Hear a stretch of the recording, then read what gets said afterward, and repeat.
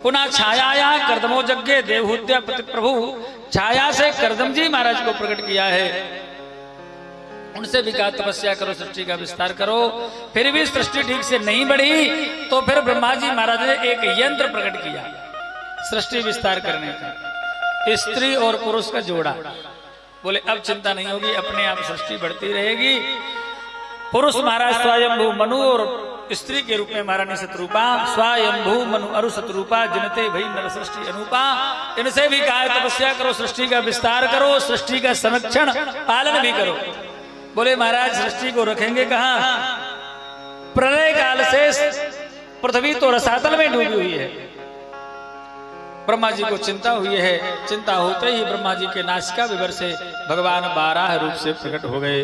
बोलो बाराह भगवान की प्रकट हुई है। जब अंगुष्ठ मात्र स्वरूप था, देखते देखते पर्वताकार हो गए हैं। गुरु गुरु की आवाज करते हुए बढ़ाओ, गुरु गुरु की आवाज करते हुए समुद्र पर छलांग लगाई है। छलांग लगा करके रसातल में पहुंचे हैं। पृथ्वी का उद्धार करके अपनी दाढ़ों पर फंसा करके लेकर के आए हैं। जल के ऊपर, समुद्र के ऊपर स्थापित किया है।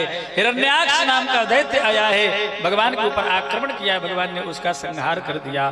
बोलो दुष्ट निकंदन भगवान की जय, हिरण्याक्ष मर्दन भगवान की जय। जय जय श्री राम।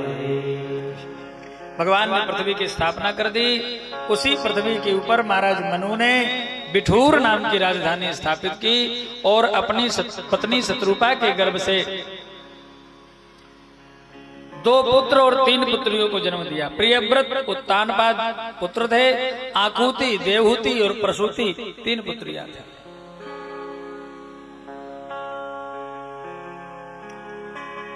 इधर कर्दम जी महाराज की तपस्या पूरी हुई और भगवान सामने प्रकट हुए। वरदान मांग लो कर्दम जी। कर्दम जी बोले महाराज पिताजी की आज्ञा पालन करने में हम समर्थ हो जाएं, ऐसी कृपा करो। क्या आज्ञा है पिताजी की? बोले पहली आज्ञा है कि तपस्या करें, तो तपस्या पूरी हो गई, आपका दर्शन हो गया। दूसरी आज्ञा है सृष्टि विस्तार करने की, ऐसी कृपा कर दो सृष्टि कार्य में भी हम समर्थ हो जाएं। बोले वो तो हो जाओगे, लेकिन उसके लिए आपको विवाह करना पड़ेगा। विवाह? महाराज विवाह नहीं करेंगे। डर गए कर्दम जी महाराज विवाह से, क्योंकि रही मन ब्याह व्याधि है, सको तो रहो बचाए, पायन बेड़ी परत है, गाय बजाय बजाय। विवाह व्याधि है। बोले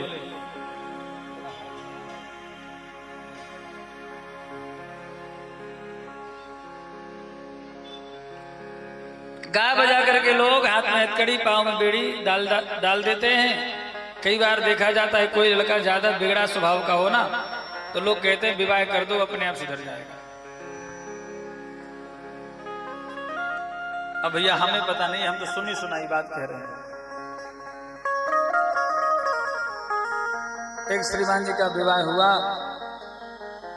पुराने जमाने जब विदा होती थी तो रोया जाता था। भैया सही है? अब तो रोने का समय खत्म हो गया।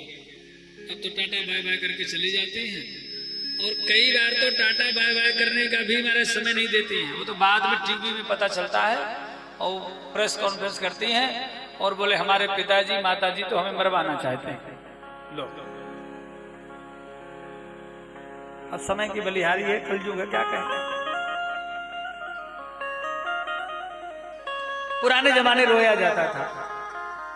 तो राम जी वो रो रही थी बेचारी, विदा हुई तो श्रीमान जी ने जब देखा कि गांव निकल गया, एक ही वाहन में बैठे थे, उसने चुप कराया। देवी चुप हो जा, चिंता मत कर, तुझे हम बहुत सुखी रखेंगे, पलकों में रखेंगे, कोई चिंता नहीं होने देंगे, कोई समस्या नहीं होने देंगे, खूब सुखी रखेंगे। फिर भी वो रोवे। अच्छा दूल्हे राजा भी बार बार चुप कराने का प्रयास करे। वो देवी को एकदम से गुस्सा आया, रोष में आकर के बोले हे श्रीमान जी चुप बैठिए, हमें रो लेने दीजिए। क्यों भाई, क्यों रो लेने दे? अरे बोले क्योंकि हमें आज ही तो रोना है। हम तुम्हारे घर पहुंची, हमारा रोना बंद और तुम्हारा रोना चालू हो जाएगा, तुम्हें तो जिंदगी भर रोना है। बोलो भक्त वत्सल भगवान की। इसलिए करदम जी बोले महाराज विवाह नहीं करना, ग्रह कारज नाना जंजाला ते अति दुर्गम शैल विशाला।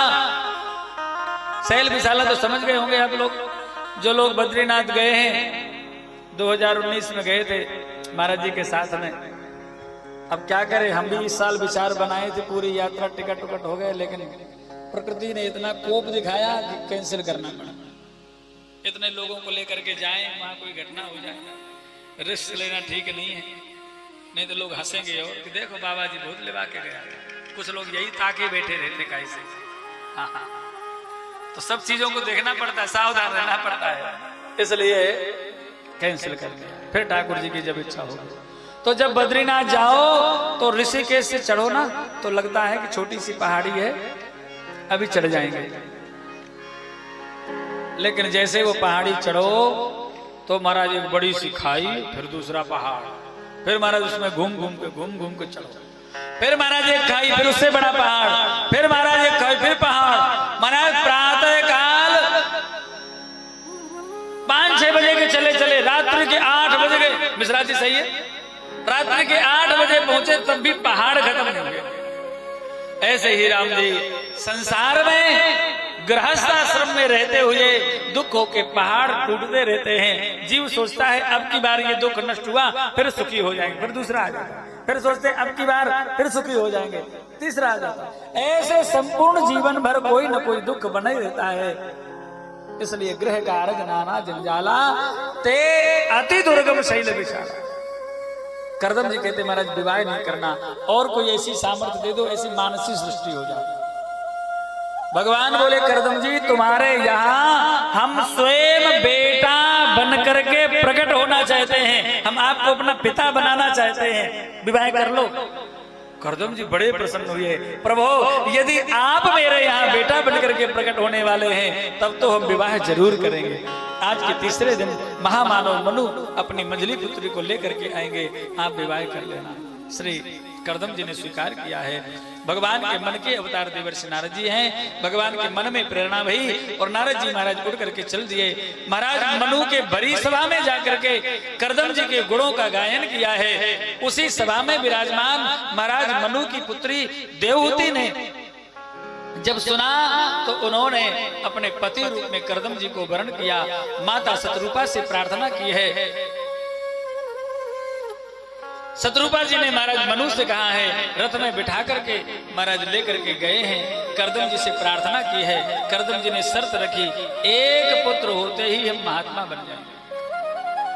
स्वीकार है। सुंदर महाराज पाड़े ग्रहण संस्कार किया है। पाड़े ग्रहण संस्कार करा करके महाराज मनु वापस चले आए। करदम जी देवहूति को लेकर के अपनी कुटिया में गए और महाराज अपने मन बुद्धि चित्त को एकाग्र करके समाधि में चले गए। तिवारी जी आजकल लोग विवाह करके कहां जाते हैं?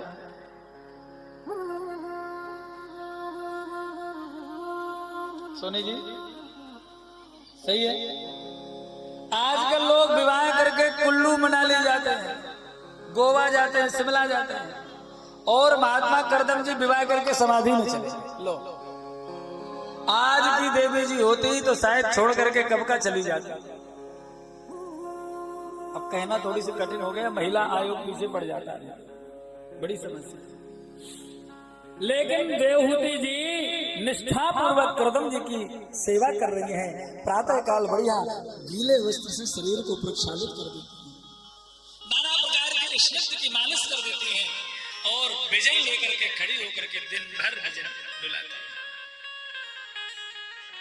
कोई कीड़ा मकोड़ा मच्छर मक्खी नहीं बैठे शरीर में, पूरा ध्यान रखते हैं। दीर्घ काल तक सैकड़ों वर्ष की समाधि के बाद में करदम जी महाराज की समाधि खुली तो देखा कि एक दुबली पतली पुष्पिकाएं एक स्त्री सामने हाथ जोड़े खड़ी है। देवी आपका परिचय?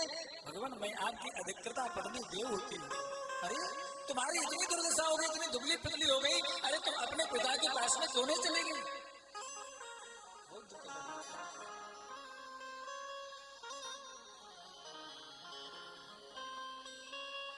भगवान मेरे पिता आपकी सेवा में समर्पण करके गए थे, मैं आपकी सेवा कर रही थी। गदगद हो गए करदम जी महाराज।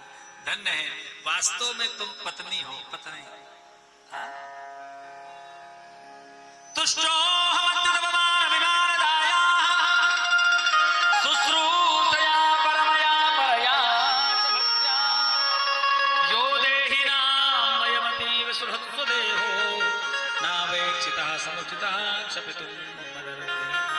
हे देवी, मैं तुम्हारे समर्पण से, तुम्हारे प्रेम से, तुम्हारी निष्ठा से, तुम्हारी सेवा से मैं अत्यंत प्रसन्न हूँ।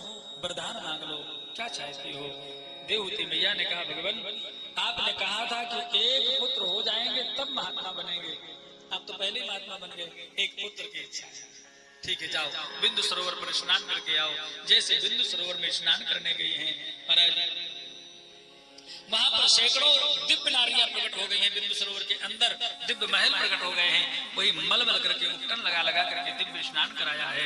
ऐसी सेवा की, ऐसी श्रृंगार किया, लगता था देवहूति जी अभी अभी महलों से इतना सुंदर श्रृंगार सुसज्जित कर दिया है, वस्त्राभूषण से अलंकृत कर दिया है और लेकर के प्रकट हुई है। श्री करदम जी महाराज ने अपनी प्रिया को प्रसन्न करने के लिए प्रियाया प्रेमनिमित्तं करदमो योगमासा, अपनी प्रिया को प्रसन्न करने के लिए योग के, अपनी तपस्या के प्रभाव से दिव्य कामक नाम का विमान बनाया है। कामक माने कामनान गच्छति कामक, जो जिसमें पायलट की जरूरत नहीं थी, मन ही पायलट है। आज के विमान में जो आज के वैज्ञानिक बनते हैं ना, बहुत बड़े वैज्ञानिक, हर बात में कहेंगे विज्ञान देखो, अंधविश्वास मत मानो। हर बात में कहेंगे हमारा विज्ञान देखो, हमारे ऋषियों का विज्ञान, सब कुछ आज का विज्ञान हमारे ऋषियों के विज्ञान की नकल मात्र है बस। लेकिन वो एक कहावत प्रसिद्ध है ना, नकल हमेशा होती है पर बराबरी कभी नहीं। नकल करते हैं, बराबरी नहीं कर पाते हैं। आज के विमान में पायलट लगता था, तब के विमान में पायलट नहीं लगता था, मन ही पायलट। पेट्रोल नहीं लगता था, तपस्या ही पेट्रोल, और हाईजेक होने का भी कोई भय नहीं था, दुर्घटना का भी, क्रैश होने का भी कोई भय नहीं था। ऐसा विमान जिसमें बड़े बड़े उपवन थे, बड़े बड़े सरोवर थे, बड़े बड़े महल बने हुए थे, ऐसे दिव्य विमान का निर्माण किया है। उसी विमान पर अपनी पत्नी देवहूति के साथ पर सवार हुए हैं। वर्षों तक विहार करते रहे। 9 कन्याएं प्रकट हुई हैं। 9 ऋषियों के साथ में विवाह कर दिया है। सृष्टि विस्तार होने लगी। पुनः अनंत अनंत ब्रह्मांडाधिपति सर्वेश्वर भगवान ही माता देवहूति के गर्भ में पधारे हैं। 9 महीने पूर्ण होने पर भगवान का प्राकट हुआ। महात्माओं ने नाम रखा कपिल। बोलो कपिल भगवान की जय जय श्री राधे। भगवान का कपिल अवतार सिद्धावतार है। इस अवतार में भगवान ने कोई बाल लीला नहीं की। प्रकट होते ही महाराज पद्मासन लगा करके उन्मुनी मुद्रा पर विराजमान हो गए। बड़े बड़े अमलात्मा, विमलात्मा, महात्मा, महामुनीन्द्र आते कपिल भगवान के चरणों में प्रणाम करते और प्रणाम करके चरणों के सन्निकट बैठ करके कहते, महाराज कुछ बताइए, कल्याण का मार्ग बताइए, मोक्ष का मार्ग बताइए, भगवत प्राप्ति का मार्ग बताइए। श्री कपिल भगवान ब्रह्म विद्या का उपदेश करने लगे। नारद, पर्वत, धौम, अंगिरा, तुलस आदि महात्मा करदम जी महाराज समझ गए कि भगवान ही आए हैं। तत्काल प्रणाम करके और वन को जाने लगे। श्री कपिल भगवान ने कहा, गच्छ कामं मया पृष्ठो मयि सन्न्यस्त कर्मणा जित्वा सुदुर्जयं मृतत्वा। पिताजी जा रहे हो भजन करने? जाओ, मेरे लिए ही जाना। भजन में जा रहे हो तो भजन ही करना।